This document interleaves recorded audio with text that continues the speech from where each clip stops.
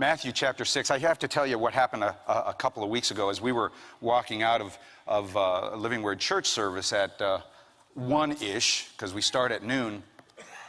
A couple of the guys said, so did they lose all the plants and the flowers in the beds from the freeze? And I said, yeah, they did. And we talked about it a little bit, and they asked if they could, if they could help and replenish those flower beds. And I said, yeah, sure. I know that they would love the help. And they said, can you make that happen? I said, certainly. So at the elders board meeting, I told them what I told them what Living Word Church wanted to do, and they assumed that it came from me. And I was going to say, well, I'm part of Living Word Church. I was just going to say, you're welcome. It's what we want to do. We want to show appreciation and gratitude to a fellowship of Oso Creek for allowing us to come in and share space and have a place in the afternoons for our service. And then Matt got coronavirus and tested positive and had to stay, and he said, can you preach this Sunday? And I looked at the text. And the first verse in chapter 6 of Matthew is, don't put your righteousness, your gift-giving, your good things, your good works on display for other people to see. Do it in secret. And I was like, oh, darn that coronavirus. So I did tell the elders, it wasn't me, it was two men from my church. They really just wanted to show their appreciation to the church, and so they're going to provide some plants and flowers, and we're going to make that happen. I think it's in your Creek notes on the bulletin. Next Saturday, is that the first? Next Saturday? Someone who's, Okay, good. It's going to be a work day, and we're going to get the flowers and some other things taken care of. Cade Radcliffe has that all organized, or is in process of doing that. So be there. Now the ladies are all most of the ladies are at women's retreat. So it's going to be, chaos, mayhem, and destruction, which always happens when the men get together. But it'll be fun at least, and then they'll clean up the mess that we make when they get back from women's retreat. Isn't that how it happens? That's my house yesterday.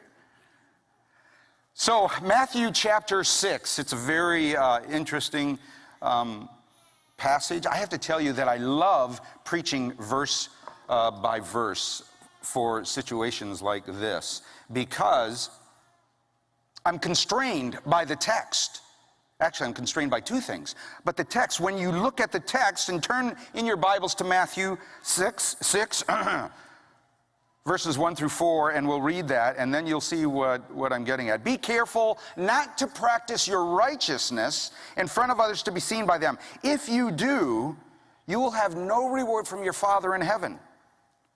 So when you give to the needy, do not announce it with trumpets, as the hypocrites do in the synagogues and on the streets, to be honored by others. Truly, I tell you, they have received their reward in full. But when you give to the needy, do not let your left hand know what your right hand is doing, so that your giving may be in secret. Then your Father, who sees what is done in secret, will reward you. You see what I mean by being constrained? I can't say anything but what the text says. I can't add to it or take away from it.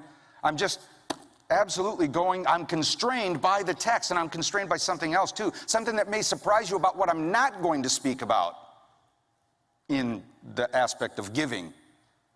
A lot of pastors do that, and I think in the church we've kind of blown up how to give and taken it away from what Jesus is saying in this text. I'm constrained by the words that he said, Jesus' words, and that's all I'm going to talk about.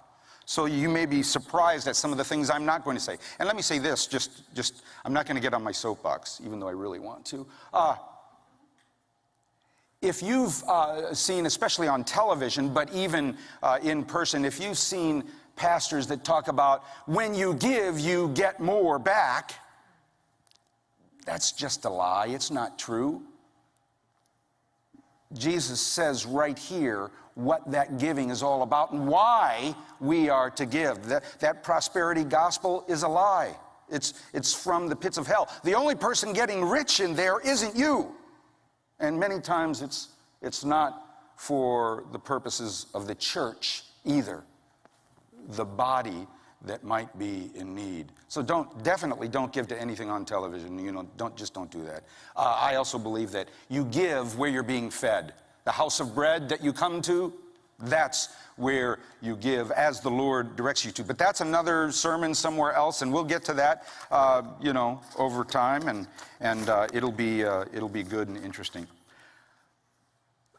Okay, we moved from chapter 5 last week, where we talked about the Pharisees and some of their standards for getting into heaven.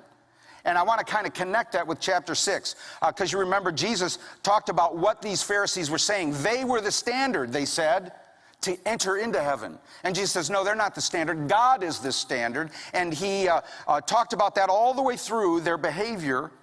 And then at the end of chapter 5, he said exactly what the standard is. Be perfect as your Father in heaven is perfect. Once again, he's not talking about word and deed, not talking about performance. He's talking about that word is translated as to being spiritually mature, completed, fulfilled. We say it in the church, to be like Jesus.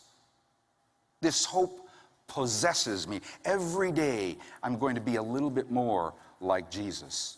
Perfect in my intentions and how I want to live. And now in chapter 6, Jesus has finished explaining how they described and mandated our behaviors to get into the kingdom of heaven, that standard for righteousness. And now he's saying something different. He's talking about our motivations, our conduct. That leads us right into chapter 6, which is the proper understanding of righteous conduct. So just as they taught that false notion about the kingdom, they also modeled this false behavior or a false way of living a righteous life. And now Jesus in chapter 6 is going to address that. He warns his followers. So he says, be perfect at the end of chapter 5. And then immediately, remember, this is one sermon. Immediately, he warns them, be careful not to follow the Pharisees' example in practicing righteousness. Verse 1, be careful not to practice your righteousness. Righteousness, right living, your right relationship with God, with your family, with others, in front of others to be seen by them. If you do, you will have no reward from your Father in heaven. So what is Jesus saying here? Well, I thought it might be better to talk about what Jesus is not saying. First of all, he is not saying don't do good works. He is not saying don't do good works. He says when you, in one translation, when you practice good works. So he assumes that you and I, that his disciples, are doing good works. And good works are good. You know that, right? That's why they call them good. They're not bad works. See, after the Reformation, there was a pushback against, in the Reformation, we said, we get saved by faith and nothing more. Faith in Jesus and nothing more. So there's some pushback against works, like your works could save you. And that's just not true.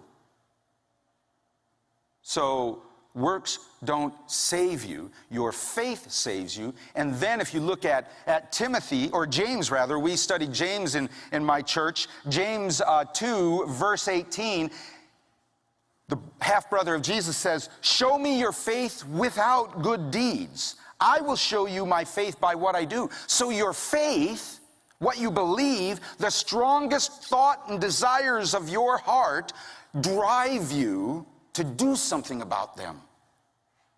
Craig Groeschel, one of my favorite pastors and leadership podcasters, he says that the strongest thought in your head is what drives your leadership, your life, your love, everything. If Jesus and what he's done for me and how he has saved me is the strongest thought in my being, then it's going to drive me to do something about that. That's what James is saying, and that's certainly what Jesus is saying. He is not saying, don't do good works. Jesus is also not saying, if you do good works, hide them. I know it seems kind of strange in what we just read, but he said, be careful not to practice your righteousness in front of others to be seen by them. You can practice it in front of others, but not for them to see your righteousness, your good works. He's talking about your motives, your intent, why you do what you do. I mean, we have to go back and every now and then remember that this is one sermon.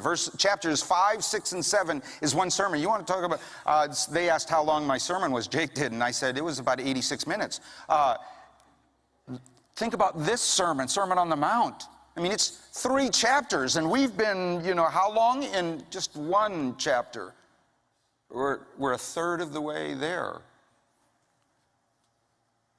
One sermon, I don't know that I could do that. But in the opening lines of chapter 5 of this Sermon on the Mount, just one page back, remember Jesus says this about not hiding your good works. Matthew 5:16, in the same way, let your light so shine before others that they may see your good deeds and glorify your Father in heaven. So what's the difference between Matthew 5:16 and Matthew 6:1?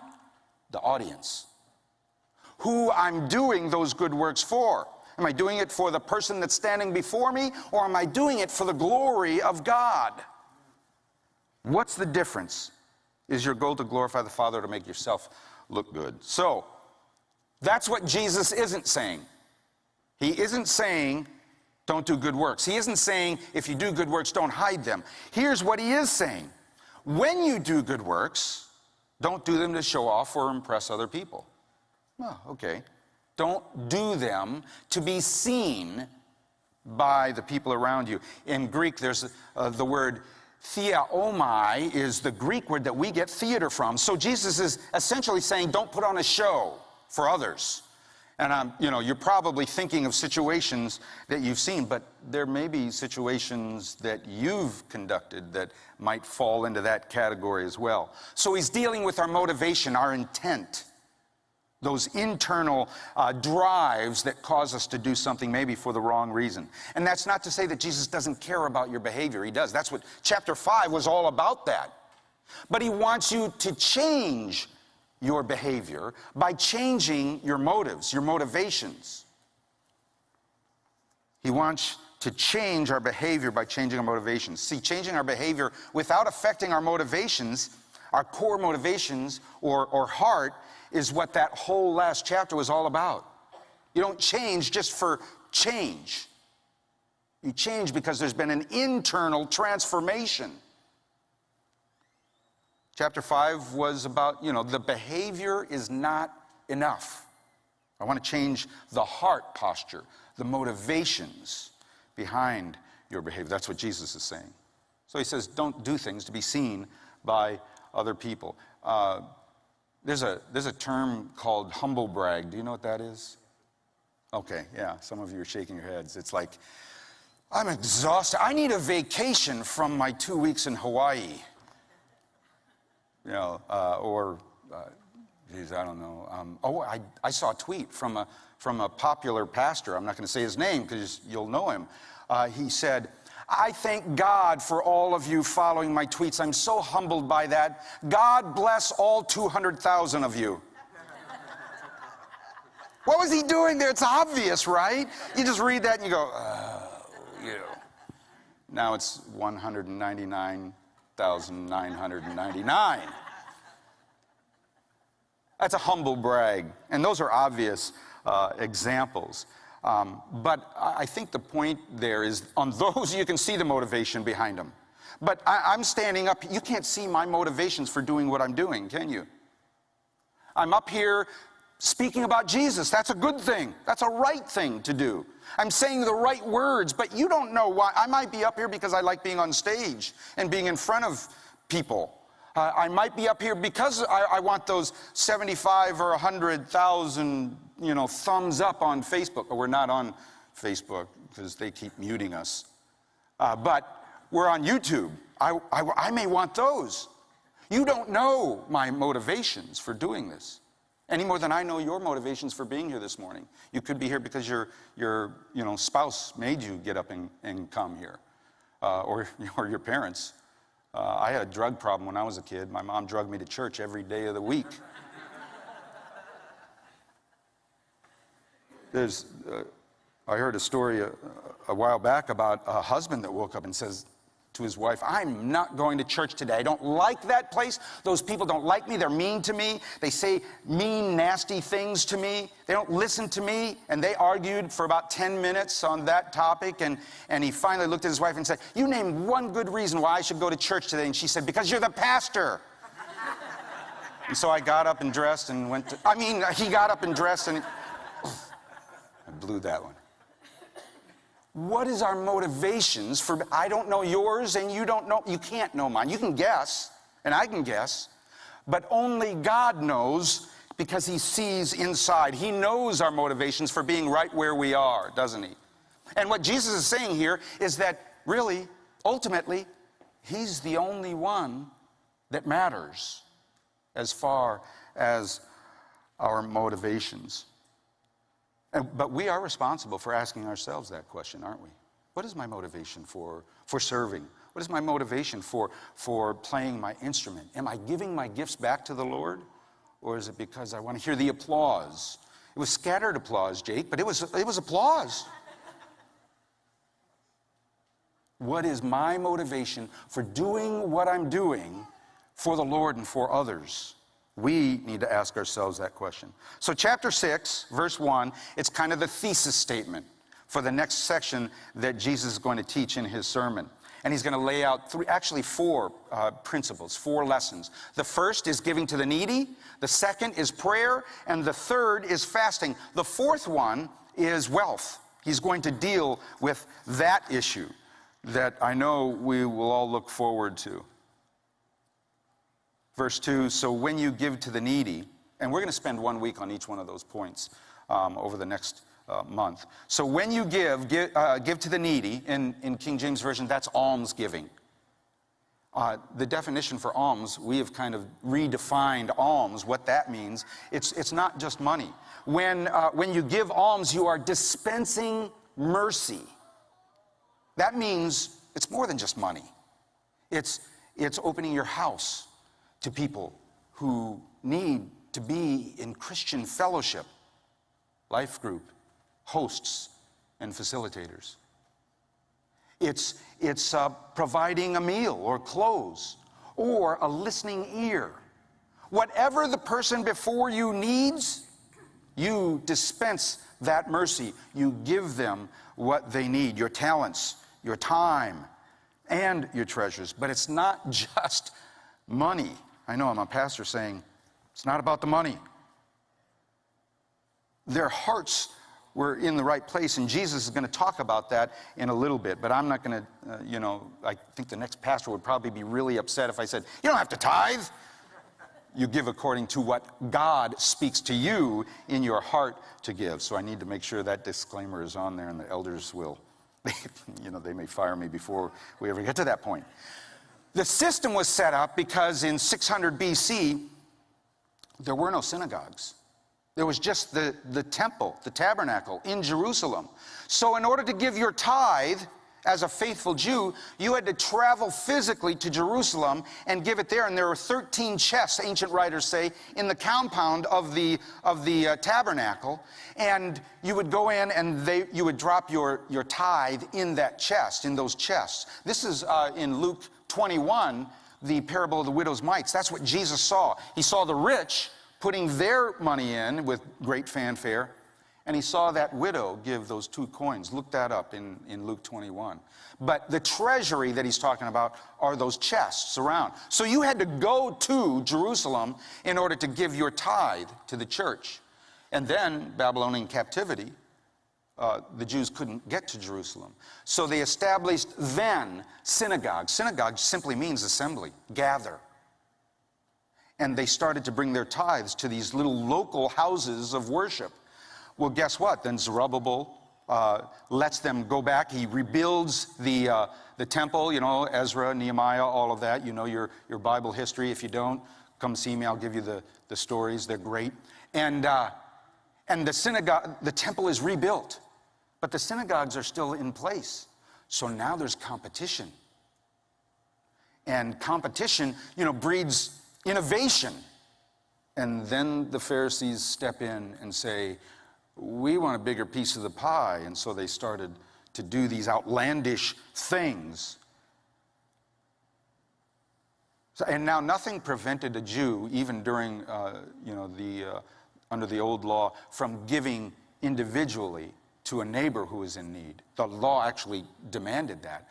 But institutional giving, I should make that distinction. Institutional giving had to go to the temple, to the tabernacle. And that was the system. So in the case of giving to the poor, Jesus says that the proper attitude in the next verse is to give so that your left hand doesn't know what your right hand is doing. Verse 3. But when you give to the needy, do not let your left hand know what your right hand is doing. And that's a wonderful turn of phrase. I think I like that. And it's creeped into our culture as well. We still use that. It just denotes complete anonymity. We do not want someone to know. Then we say the left hand doesn't know what the right hand is doing. It simply means that we shouldn't seek public attention for our giving in any way. Shouldn't talk about it. Shouldn't seek recognition. If someone does try to give you recognition, you should refuse it. You didn't do that for that purpose. And the modern church has found its own way to kind of work around the Pharisees' hypocrisy. Have you ever seen plaques hanging on buildings? And I just attended the ribbon cutting of the Salvation Army Center of Hope, which I was at the beginning of that project years ago. And you walk into the center, and there's this like 6-foot brass or bronze, I don't know, big plaque with everyone's name on it. Mine wasn't on there, by the way. I escaped that one. And even on the name outside, they named it after a donor couple. Well, we'll see what Jesus says in the next couple of verses about that. And churches do that. I mean, the church I grew up in had, do you remember this, some of you, that there were names on the back of the pews that people had purchased? I think if I asked for my name for the donations at the Center of Hope, I might get a urinal in the men's bathroom. I don't know. You know, I was a poor pastor. Maybe I should ask them to put my name. No, I don't. Those are humble brags. But what Jesus is saying is the best way to keep your motives pure in regards to this is to just give anonymously. It's like when you use the Easy Tithe app. You hit give, donate, and then you forget it. Or you drop it in the box and you forget it. You walk away and forget it. I used to be one of those people that said, no, you need to physically write your check out and walk up to the front or put it in the offering plate because it's a sacrifice. And it needs to be an intentional sacrifice. It's too easy to do the reoccurring payments. But then I read Matthew 6, what Jesus is saying. And I want to be anonymous. I want to forget that I want to have that motivation to be so ingrained that I don't have to think about it. Become a person who gives out of nature. A charitable nature, a generous nature, like breathing. I don't have to focus on breathing.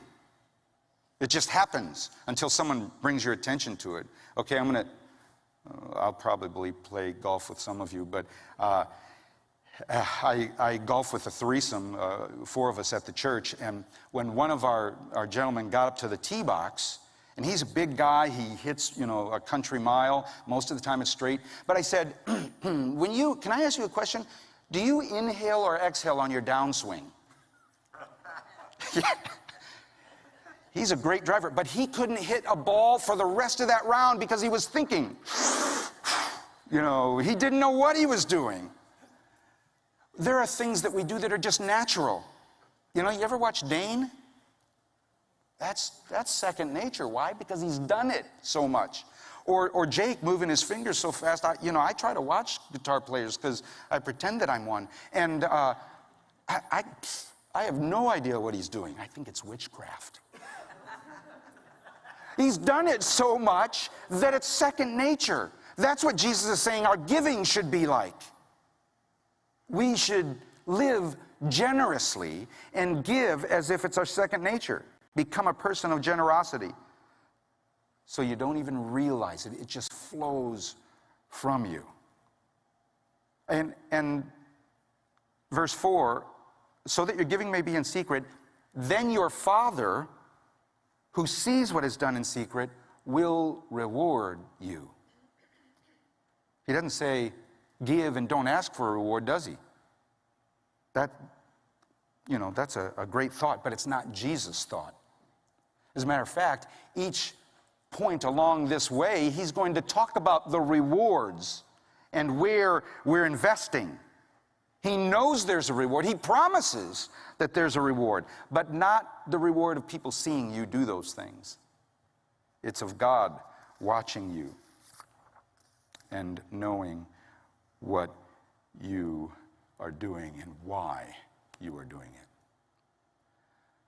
You know, as I was thinking about this, I thought of when my kids were little. And I know that some of you fathers out there experience this too.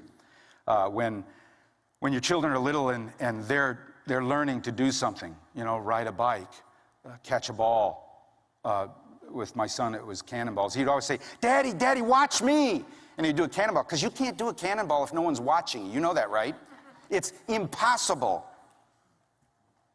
Well, my kids, whenever I did that, they didn't ask for, financial compensation for the cannonball, until they got older, What was the reward? The reward was the attention of their daddy. Jesus is saying that when we do things in that manner, without seeking the attention and the reward of man, then we get the reward, the eternal reward of our Father in heaven. For those of you who are financially minded, the return on investment, I think I'm going to choose that one. Because this is going to go away after a while. But the rewards that our Father gives us are eternal. They last forever. I also wanted to tell you, can I share my heart here? We talk about motivations. I just kind of want to tell you what my motivation is. What started with my wife and I, if I say 30 years, how many people in this room are under 30? It'll just make me feel old. 30 years ago, hush. When the Lord called us to the ministry, our goal as leaders in the church was simply to make sure that those people that God placed in front of us, that they would enter into the kingdom of through their faith in Jesus Christ. That was it. We wanted to, in the words of one of my pastor friends here in Corpus Christi, we wanted to take as many people to heaven with us as we could. The Hebrews writer, chapter 4, verse 1. Therefore, let us fear, if while a promise remains of entering his rest, any one of you may seem to come short of it. That is a fear. It should be a fear of the church. That's why we get together and we grow close and strong and we focus on the reward that God has for us. But equally important, when Sharon and I got into the ministry and started to work through it, was we wanted to maximize the rewards of the believer. We didn't want you to get credit down here. We want you to get credit up there, where it matters forever. We don't want you or anyone to arrive in the kingdom on that future day having forfeited the eternal reward because I didn't prepare you for that moment. And preparing you means helping you gain eyesight for eternity. To look towards eternity and not today. So first, teaching you Christ's commands in his words so that you don't fall or fail. You understand his expectations. You don't fall or fail from ignorance. And then, secondly, encouraging you to obey his commands so that you won't fall from disobedience. Again, Hebrews 12, 13, 14 says this, and this is where all of us as believers, our responsibility comes in. Therefore, strengthen the hands that are weak and the knees that are feeble, and make straight paths for your feet, so that the limb which is lame may not be put out of joint, but rather healed. And listen to this, pursue peace with all people, and the sanctification without which no one will see the Lord. What's our responsibility as members of a faith family, as believers? Is to do exactly that, to strengthen the hands that are weak next to us across the sanctuary, in our life groups, in our families, in our church, the knees that are feeble, to hold one another up in these days. So as the deacons, or the elders, another church reference from the past, as they come forward, and the leaders, to pray with you all, if there are concerns that you have, maybe it's your motivations and intentions, you want to do what God has called you to do, then you come forward and pray with these men and women as they come forward to pray with you. And during this time of prayer, as we worship and close out, know that God promises rewards, and he wants to give rewards to his children. So say, Daddy, watch me. Give and do and serve for your Heavenly Father, and that eternal reward that men don't need to see. God bless you all.